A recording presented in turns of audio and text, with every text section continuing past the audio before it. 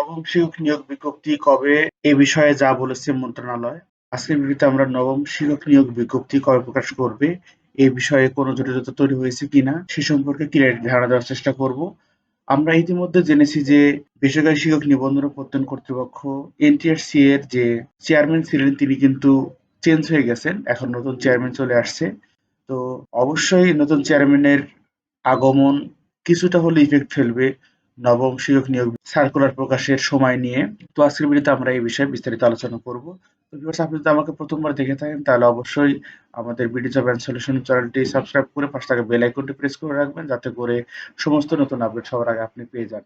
এবং আমাদের ভিডিওতে আমরা প্রতিনিয়তই জব সংক্রান্ত নতুন আপডেট দিয়ে থাকি।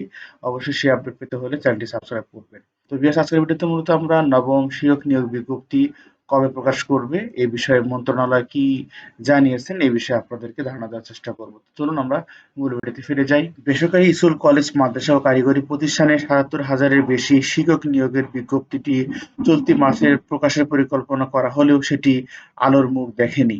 সিলেবাস তৈরি না হওয়া এবং বিজ্ঞপ্তি প্রকাশকারী সংস্থা বেসরকারি শিক্ষক নিবন্ধন ও প্রত্যয়ন কর্তৃপক্ষ এনটিআরসি এর চেয়ারম্যান বদলিজনিত কারণে বিজ্ঞপ্তি প্রকাশে বিলম্ব হচ্ছে বলে জানা গেছে। শিক্ষা মন্ত্রণালয় একটি সূত্র জানিয়েছে, নবম শিক্ষক নিয়োগ বিজ্ঞপ্তির জন্য মোট ১১৬টি বিষয়ে সিলেবাস প্রকাশ করতে হবে।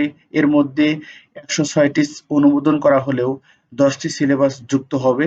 সিলেবাস পুরোপুরি প্রস্তুত হয়ে প্রকাশ না হওয়া পর্যন্ত বিজ্ঞপ্তি প্রকাশ করতে পারবে না এনটিআরসি। তো আমি যেটা বলছিলাম যে এনটিআরসি এর যে চেয়ারম্যান বদলি হয়েছেন, আগের যে চেয়ারম্যান ছিলেন তিনি কিন্তু আর নাই, এখন নতুন চেয়ারম্যান আসছে। অবশ্যই এই চেয়ারম্যানের পরিবর্তনের কারণে কিন্তু এই নবম শিক্ষক নিয়োগ বিজ্ঞপ্তির যে সার্কুলারটি আছে এই সার্কুলারটি কিন্তু প্রকাশে অবশ্যই বিলম্ব হবে, এটা 100% শিওর। তবে কিরকম বিলম্ব হতে পারে এবং কবে নাগাদ প্রকাশ হতে পারে এনটিআরসি এর সার্কুলারটি, সেই সম্ভাবনাটা আজকের ভিডিওতে আমরা জানিয়ে দেবো ইনশাল্লাহ। তো চলুন আমরা পরবর্তী অংশ দেখি। সূত্রের তথ্য বলেছে, এনটিআরসি এর সদ্য সাবেক চেয়ারম্যান আমিনুল ইসলাম দ্রুত সময়ের মধ্যে বিজ্ঞপ্তি প্রকাশের উদ্যোগ নিলেও তাকে বদলি করা হয়েছে। এই পদে নতুন চেয়ারম্যান যোগদানের পর বিজ্ঞপ্তি প্রকাশের কার্যক্রম শুরু করা হবে। এটি করতে কিছুটা সময় লাগতে পারে বলেও জানা গেছে। নাম অপ্রকাশিত রাখার শর্তে শিক্ষা মন্ত্রণালয়ের এক কর্মকর্তা বলেন, শীঘ্রই সিলেবাস অনুমোদনের প্রক্রিয়া শেষ হবে। এরপর এনটিআরসি এর সিলেবাস তাদের ওয়েবসাইটে প্রকাশ করা হবে। সিলেবাস এবং নবম শিক্ষক নিয়োগ বিজ্ঞপ্তি পাশাপাশি সময়ে প্রকাশ করা হবে। অর্থাৎ যখনই এই সিলেবাসটা পাবলিশ করা হবে, অবশ্যই সিলেবাস পাবলিশ করলে আমি আপনাদেরকে জানিয়ে দেওয়ার চেষ্টা করব।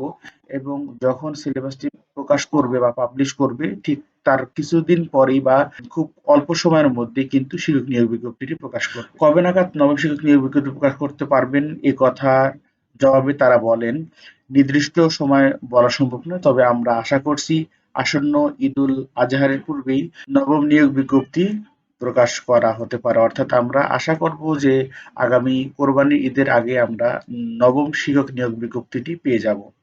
তো ভিউয়ার্স, যেটি মেন কথা সেটি হচ্ছে আমরা এই সার্কুলারটি ইতিমধ্যে পেয়ে যেতাম যদি না সদ্য বিদায়ী চেয়ারম্যান আমিনুল ইসলাম বদলি না হতেন। যদি বদলি না হতেন তাহলে খুব দ্রুত সময়ের মধ্যে তিনি সার্কুলারটি প্রকাশ করতেন। যেহেতু নতুন চেয়ারম্যান চলে আসছেন, সেই নতুন চেয়ারম্যান যোগদানের পর কিন্তু তিনি আবার এই বিষয়ে নতুন করে দেখবেন, দেখার পরবর্তীতে কিন্তু সার্কুলারটি প্রকাশ করবে। তবে আমরা যতটুকু জানতে পেরেছি যে ১১৬টি সিলেবাস প্রস্তুত করবে, তার মধ্যে ১০৬টি সিলেবাস অনুমোদন করা হলেও আরো ১০টি বাকি রয়েছে, সেই ১০টি করবে।